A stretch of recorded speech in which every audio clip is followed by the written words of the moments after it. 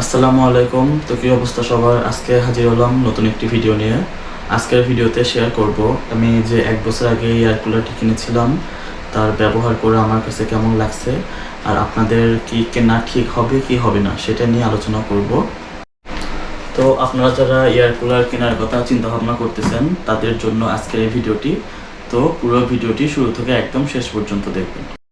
এখন দেখাবো কিভাবে আপনারা এই এয়ার কুলারটি চালাবেন। তো এটি হলো পাওয়ার সুইচ। এটা আপনার পুরোটাই স্ক্রিন টাচ, আপনারা টাচের মাধ্যমে কন্ট্রোল করতে পারবেন। তো এটা হলো আপনার ফ্যানের পাওয়ার, আপনি 1 থেকে 4 পর্যন্ত পাওয়ার দিতে পারবেন, স্পিড বাড়াতে পারবেন। তারপর এটি হলো আপনার টাইমার সেট করতে পারবেন, আপনারা যতক্ষণ ইচ্ছা ততক্ষণ এটি চালাতে পারবেন। 1 থেকে 16 ঘন্টা পর্যন্ত এটা টাইমার সেট করে রাখতে পারবেন, তারপর এটা অফ হয়ে যাবে। আর এটা হলো পাম্পের সুইচ, এটা সুইচের মাধ্যমে আপনার পানি নিচ থেকে উপরে তুলবে। তো দেখুন আমার পানি কিভাবে নিচ থেকে উপরে উঠাচ্ছে। আর এটা হলো আইস ব্যাগ, এটা আপনার ফ্রিজে ঠান্ডা করে আবার এই জায়গায় রাখলে আপনার যে ঠান্ডা সেটা আপনাকে নিচে পানি মাধ্যমে আপনাকে ঠান্ডা বাতাস দিয়ে রাখবে। তারপর আপনার এটা দেখুন, এটা পিছনে আপনার একটা হানি ব্যাগ রয়েছে, হানি প্যাড। এটার মাধ্যমে পানি আপনার এই যে নিচে পড়ে, আর ঠান্ডা পানি পড়লে আপনার ওই যে বাতাস সামনের দিকে টানে, তখন আপনার বাতাসের মাধ্যমে ঠান্ডা বাতাস বের হয়। এই যে দেখুন পানি উপর থেকে নিচে পড়তেছে, আর ওই আইস ব্যাগ থাকার কারণে পানি অনেক ঠান্ডা হয়ে থাকে, এটা পুনরায় সার্কেল হতে থাকে।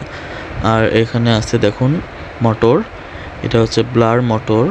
এটা আপনার ফ্যানের পাখার মতো না, বাট এটা আপনার যে জেট মোটর যেটা বলে সেই জেট মোটরের মতো। এটা অনেক স্পিডে ঘোরে, অনেক স্পিড। এটা যখন আপনি 4 স্পিডে চালাবেন তখন ঘরে অনেক শব্দ হয় আর কি, কিন্তু অনেক বেশি তখন ঠান্ডা বাতাস বের হয়। আর সামনে এটা দেখতে পাচ্ছেন, এখানে আপনি পানি কতটুকু আছে সেটা আপনি পর্যবেক্ষণ করতে পারবেন এটা। আর এখানে দেখুন এখন এর যে সামনে রয়েছে এটা আপনার মুভ করতে পারবেন উপর থেকে নিচে। বাতাস যদি আপনি নিচে চান তাহলে নিচে দিবেন, আর উপরে চাইলে উপরে, যে কোনো দিক আপনি এটা মুভ করতে পারবেন। আর এখানে দেখুন এখন দেখায় এটার যে আপনার মুভিং সিস্টেম রয়েছে, সুইচ দিলে এটা আপনার ভিতরেরটা আছে ডানে বামে মুভ করে। তো দেখুন ওটা মুভ করতেছে, অনেক ভালো ফ্যাসিলিটিস। গ্রিয়ার এয়ার কুলার সম্ভবত অনেক ভালো, কারণ সবাই গ্রিয়ার এয়ার কুলারটাই পছন্দ করে। তো এই ছিল এটার ম্যানুয়ালি গাইড, এভাবে আপনারা ইউজ করতে পারবেন। এখন দেখায় কিভাবে রিমোটের সাহায্যে এটা কন্ট্রোল করবেন।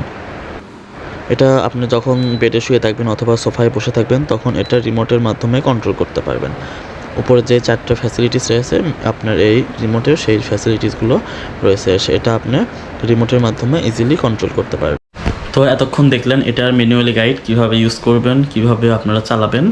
তো এখন আলোচনা করি এর যে ভালো দিক এবং খারাপ দিক রয়েছে সেই দিকগুলো আলোচনা করা যায়। তো শুরুতে এর যে ভালো দিক সেটা আলোচনা করি। তো এটার শুরুতে ভালো দিক হচ্ছে এটা রুম আপনার ঠান্ডা না করলেও, আপনার যেখানে থাকবেন সোফায় অথবা বেডে অথবা আপনার বারান্দায় বসে থাকবেন সেই জায়গাটুকু অন্তত আপনাকে ঠান্ডা বাতাস প্রোভাইড করবে। দ্বিতীয়ত ভালো দিক হলো এর যে নিচে চাকা আছে, এটার কারণে আপনি এটা মুভিং করতে পারবেন। 4টা চাকা রয়েছে, এটা যে কোনো ঘরে আপনি মুভিং করতে পারবেন আর কি। তো এই ছিল এই দুটার ভালো দিক। আর আরও ভালো দিক আছে, সেটা হলো আপনার যে ইলেকট্রিসিটি বিল আছে সেটা অনেক কম আসে। আপনার এটার জন্য আপনার মোটা তারের যে আছে সেগুলো আপনাকে ওয়ারিং করতে হয় না, যে কোনো নর্মাল প্লাগে ইন করলে এটা হয়ে যায়, চালানো যায় আর কি। এখন আলোচনা করি এর যে খারাপ দিক রয়েছে সেই খারাপ দিকগুলো। খারাপ দিক বলতে এটা আপনার যে কোনো রুমে নিয়ে যেতে পারবেন অবশ্যই, কিন্তু রুম আপনার পুরোটা ঠান্ডা করবে না, কারণ আপনি যেখানে থাকবেন জাস্ট সেইটুকুই আপনাকে ঠান্ডা বাতাস দিবে, কিন্তু আশেপাশে আপনার রুমকে সে ঠান্ডা করে না। আর এটা চালানোর সময় এটা অনেক গরম হয়ে যায়।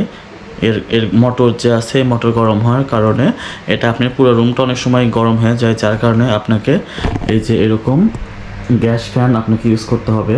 গ্যাস ফ্যান ইউজ করলে এটা অনেক সময় যে ঘরের যে ভিতরে গ্যাস হয় সেই গ্যাসটা বাইরে বের করে দেয়। ছিল মোটামুটি এর রিভিউ।